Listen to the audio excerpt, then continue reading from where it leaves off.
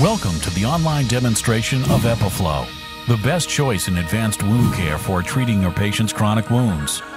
Over the next few minutes, you will learn how to properly apply EPIFLO on your patient's wounds.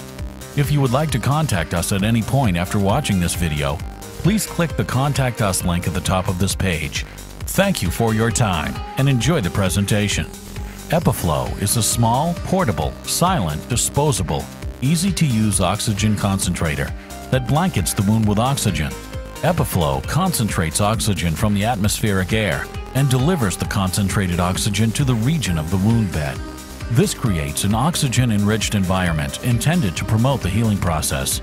Many chronic wounds, such as diabetic and venous wounds, are linked to poor oxygen delivery to cells due to impaired circulation. Increasing oxygen levels above chronic open wounds with the use of transdermal, continuous oxygen delivery promotes healing and has also been shown to suppress bacterial growth. By using EPIFLO, the patient is free to ambulate and can continue normal daily living activities while being treated 24 hours per day for 15 days at a time.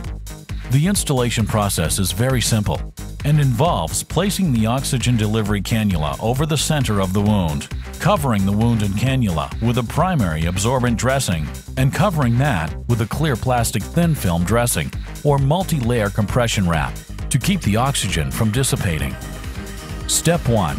Gather all dressings and supplies.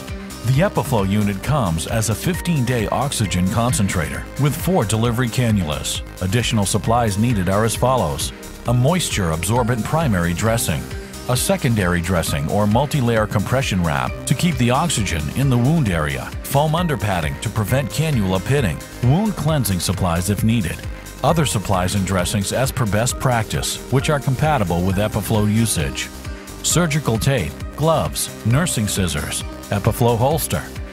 Step 2. Determine the best location for EPIFLO in the patient. The EPIFLO cannula is 152 centimeters, 5 feet long, ensuring that the device can be worn wherever the patient prefers.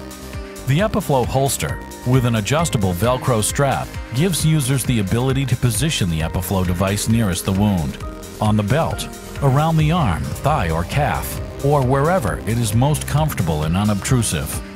Step 3. Remove all dressings and expose the wound. Step 4. Ensure that the wound is clean. Once clean, you may optionally use a skin prep solution such as Marathon to protect the skin around the edges, which is also known as the para-wound. Healthcare professionals sometimes choose this option because most wounds are expected to drain heavily during the first 7 to 10 days of treatment. Step 5. Activate the EPIFLO by sliding the on-off switch to the left to the on position. This may take some force as the unit is designed so that it cannot be accidentally turned to the off position once activated. Upon activation, the device indicator light on the top of the device will begin a rapid flash sequence and will flash once every 5 seconds to indicate the EPIFLO unit is functioning correctly. If the indicator light stays off or the light stays on without flashing or blinks erratically, contact your local care provider immediately for a new device. Interruptions in EPIFLO oxygen therapy are strongly discouraged. At this time, place the EPIFLO unit aside. Step 6. Place the oxygen delivery cannula in the middle of the wound so that it rests directly over the wound bed. A small piece of folded gauze or foam should be placed beneath the cannula at 1 centimeter or beyond the wound edge to offload the cannula and to avoid pitting the para-wound or embedding the cannula in the wound. As a general rule, nothing should come between the wound and the tip of the cannula. This includes any kind of gels, creams, or other liquids. Step 7. Once the cannula is centered over the wound, it should be secured in the para-wound area using surgical tape. The portion of the cannula that is placed over the gauze or foam should be taped first, so the cannula does not move in the wound bed. It is best to tape the cannula in such a way that the cannula does not touch the skin directly, but rather is trapped in the tape above the skin surface. This can be easily accomplished by pinching the tape all the way around the cannula. Hypoallergenic tape may be needed for some patients and is a good rule of practice if possible. It is a good idea to begin taping well outside the wound area if there is any sign of maceration, redness, swelling, or reaction to the adhesive. Step 8. Cover the wound and tip of the cannula with a primary moisture-absorbing dressing, following the manufacturer's instructions for use. Note that the use of alginates or silver dressings is acceptable and are commonly used with EPIFLO. Step 9. If compression is needed, skip this step and go straight to Step 10. If compression is not being used and a secondary dressing is needed, cover the cannula, the wound, and the primary dressing with a secondary dressing following the dressing manufacturer's instructions. Note that some dressings, such as foams, may act as both the primary and secondary dressing if they have a barrier which will keep the oxygen in the wound bed. It is extremely important to ensure that the dressing margins are completely sealed to the skin to create an occlusive environment for the oxygen so that the oxygen does not escape the dressing.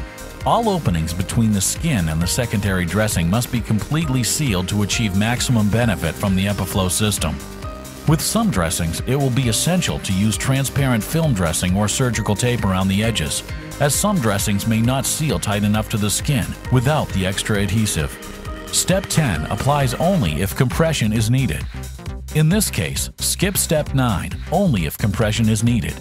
Cover the wound, cannula, and absorbent dressing with multi-layer wrap.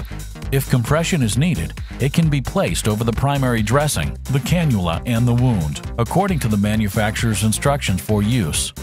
The multi-layer compression wrap, if applied correctly, will provide enough of an oxygen barrier to maintain an oxygen-rich site for the wound.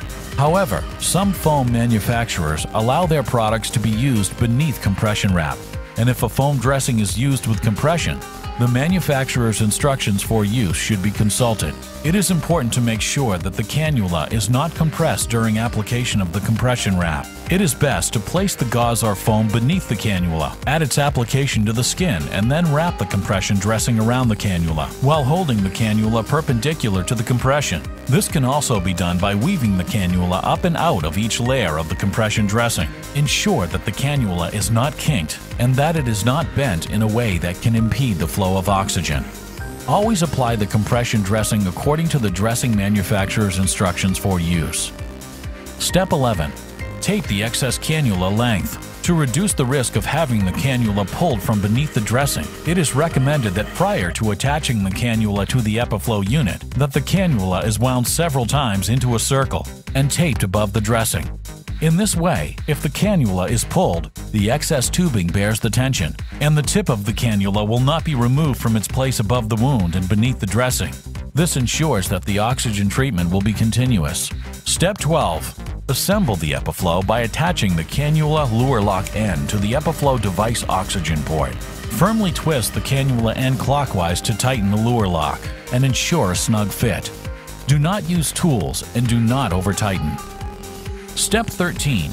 The device should be placed on the patient where it is most comfortable, secure, and not subject to pressure from body weight or wheelchair, etc. while the patient walks, sits, or sleeps.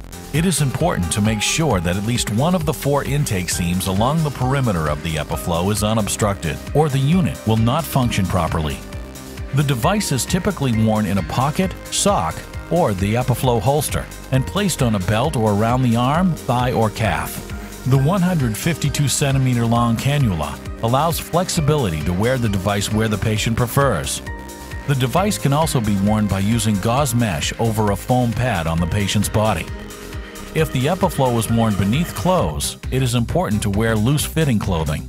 This ensures that the oxygen concentrator is not obstructed and the cannula is not kinked in a way that can obstruct the flow of oxygen through the cannula. As the EPIFLO unit is worn throughout the night as well, it is important to find a secure location for the unit so it is not uncomfortable for the patient or does not move uncontrolled during the night and risk breaking. If the EPIFLO is being used to treat a plantar ulcer or wound on the bottom of the foot, it is important that the foot be offloaded and that the cannula is not crushed while stepping on the floor. The EPIFLO unit should not be turned off during the treatment period. The unit should be removed when bathing or showering. It should not be turned off. It should be replaced on the patient as soon as possible after completing the bathing or showering activity. Please instruct your patients to ensure that the EPIFLO does not get wet. Step 14. The cannula should be taped to the body from the parawound area of the EPIFLO unit so that it will not become dislodged or be displaced by day-to-day activities. It is best to loop excess cannula and tape the loop over the top of the secondary dressing after the secondary dressing is secured over the wound.